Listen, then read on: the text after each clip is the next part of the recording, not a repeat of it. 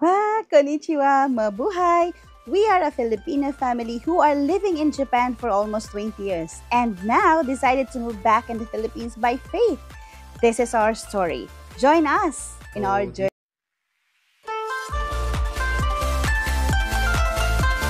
Teka muna, merienda. Merienda po tayo. Bilis lang. Anong, makakabil pa ba tayo ng bunot niya? Anong bunot?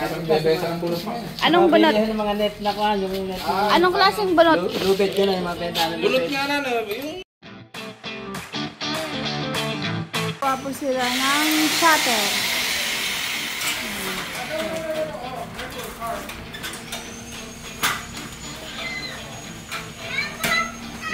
Dennis is careful ah. Ayan, welding sila.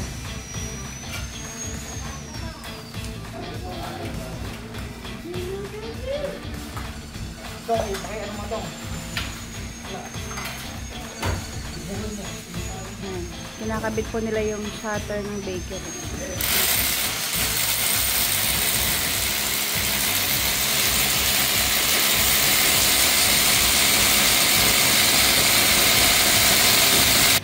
Ito po ang, anong tawag dito?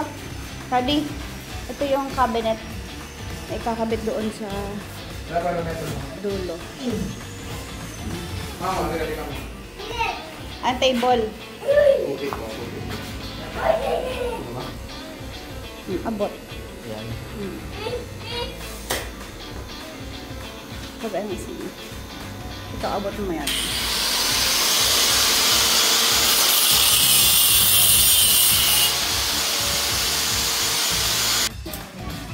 Kinakabit na po ang ano ba tawag dito mahal?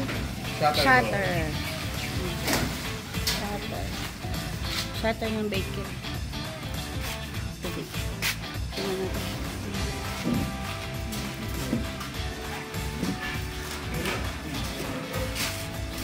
Kuya, kainan mo na kayo? Lalamig yung sabaw.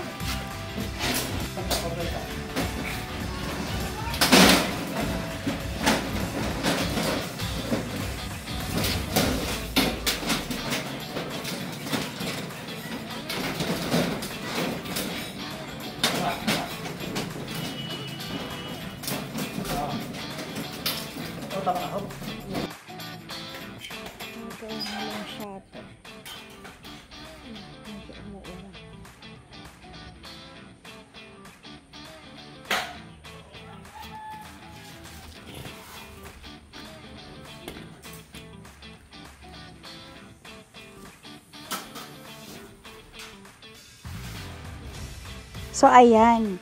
So, nag-decide kami ni Daddy na iwan muna yung mga gumagawa sa bakery ng shutter. So, nag-decide kami na pumunta muna kami sa palengke para bayaran namin yung mga na-canvas namin na mga gusto naming bilhin dun sa Remis Merchandise. So, ayan. Gusto sumama ni Genesis actually. So, dapat hindi siya kasama but nagpupumilit siya kasi naiinip siya sa house.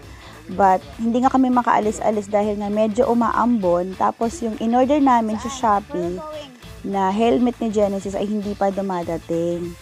So, medyo nag-aalala ako kasi nga madulas yung kalsada. Ayan, tapos wala siyang helmet. Tapos si Daddy, nakasombrero lang, umuulan. So, meron pa naman kaming nahiram na na isa pang helmet. So, ayan. Gagamitin na lang ni Daddy. So, since walang helmet si Genesis at umaambon, binigay na lang ni Daddy, pinagamit na lang ni Daddy yung sombrero niya kay Genesis. Di nga kami makaalis-alis dahil nga ang lola ni Genesis, si Mami, ayan talagang ayaw talaga siyang pasamahin kasi nga umaambon at the same time wala pa siyang helmet. But, nako, nanalo pa rin ang apo, nanalo pa rin sa pagpupumilit. Yun na lang, sinabi na lang ni Daddy na dahan-dahan lang yung pagpapatakbo namin. Kasi ayaw talaga niya magpaiwan.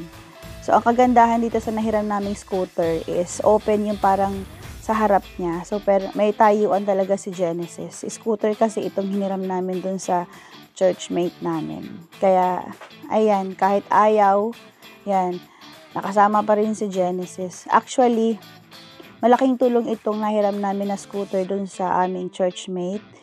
Kasi talagang nakakatipid kami. Kasi actually sa Pilipinas, kung wala kang motor, mapapamahal ka talaga sa transportation, lalo pag nasa subdivision kayo, pag punta-punta nyo, pag medyo malayo kayo sa palengke, sumamamahalan kayo sa bayad sa tricycle. So every labas namin, punta kami ng tricycle, 50 or 60 pesos yung binabayad ko. So depende pa kung ano yung masasakyan mong tricycle. Minsan, naniningil siya ng mahal. Ayaw ko makipagtalo, diba? Kasi hirap din naman yung mga tricycle driver magtrabaho. Minsan, pinapasobrahan ko na lang yung bike sa tricycle. Kaya naman, natuwa ako kasi nung nanghiram si daddy ng scooter, doon sa kanyang kaibigan ay nakatipid talaga kami. Ayan, so, dahan-dahan lang si daddy. At talagang, alam niyo ba dati, takot talaga ako sumakay sa motor. Kasi feeling ko lagi na malalaglag ako sa motor. Actually, pero nung tumagal-tagal, nasanay na rin. At ayan nga, nakarating na nga kami dun sa Remis Merchandise. Ayan. Ito po ang mga electric fan. Bibili din tayo ng electric fan. Ayan. Alin ba yun? Ito ba yun? Yung bakal. Naka-reserve na sila nila. Ito, 190. Hindi. Ito oh. Tingnan mo. Naka-reserve na daw. Sabi ni Isadora nga lang. Hindi ko alam kung anong tawag ng mga ka-journey. So, ayan. Yan na nga yung may-ari. Yung naka-white shirt. Yan talagang napaka-hands-on niya. So, sa pabalik-balik namin dito sa shop, sa pagkakanvas ko ng mga produkto, itong Remis Merchandise yung nagustuhan namin. Kasi, very affordable yung kanyang mga product. So, nagtingin na kami sa mga mall, sa ibang store. So, ito talaga yung mura yung produkto nila at the same time quality. At, ang nagustuhan ko talaga sa kanila is very hands-on sila. Napakabait ng may-ari. Ayan. At saka, alam niyo po ba, sa pabalik-balik namin sa kanila, hindi siya nakulitan sa akin sa pagtawad ko sa kanya. Talagang binibigay niya kung kaya naman. Tapos, ang pangalawa pa, kada punta niyo dyan, kada pasok niyo sa store, very welcoming talaga siya. Yan, tinitrain niya talaga yung kanya mga staff na ayusin yung pagtrato sa mga customer. So, pagpasok namin dyan, lagi kaming may tubig, namimigay ng candy, tapos ng biskwit. So, ito nga, may listahan ako dyan. Ayan, kasi nung isang araw bumalik na kami dyan, tapos tumawad na ako sa kanya. At para hindi ko makalimutan, yung mga binigay niya sa akin tawad, sinulat ko talaga. 'Di ba? So, ganyan po ako very ka-OC pagdating sa mga pagre-research ng mga product kung saan kami bibili. Testing na ulit.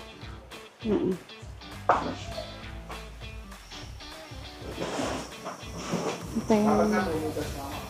Sa gitna pala yung ano. Ha? Sa gitna pala yung ano. So, sir, ito lang picture niya para may ano kayo nito. Okay, hindi biling ganito. Okay, good.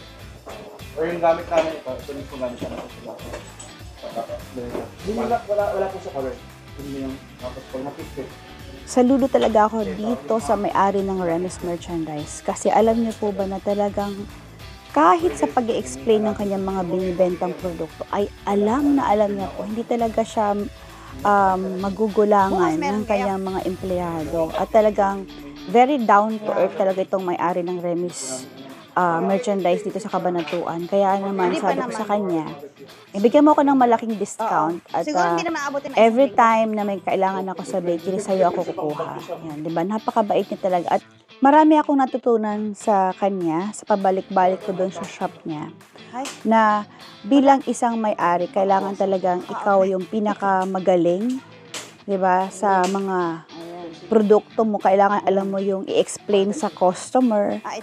At saka, yung pinakamaganda sa kanya is napakabait niya sa mga customer. Mararamdaman mo talaga na yung pag-serve niya, yung pagbebenta niya is from the heart. Hindi lang basta kumita siya doon sa produkto niya, but talagang ipapaliwanag niya sa'yo at tatanungin ka niya talaga kung ano yung kailangan mo.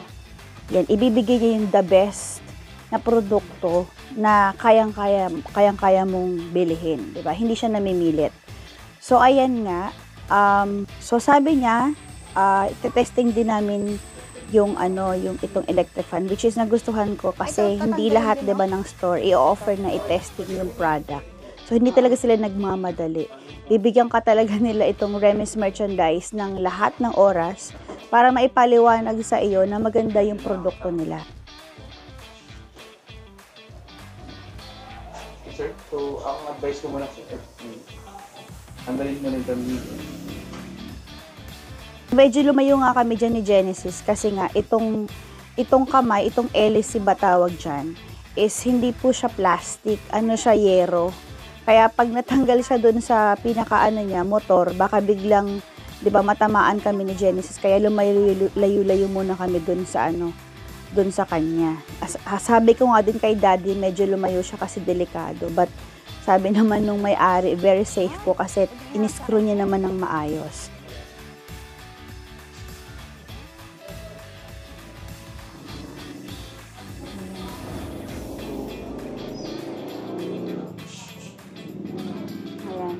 Maandar naman.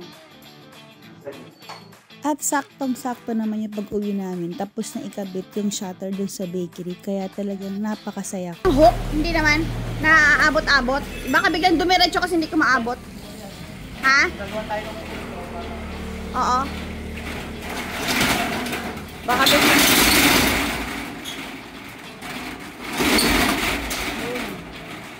Gawa na.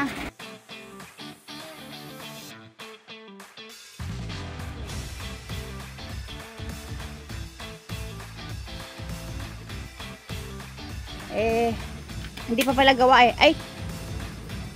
Hindi pala, no? Yung sukat pala ng oven ang kailangan. Kasi papagawang ko pa lang kay yung yan, patungan. Opo, patungan.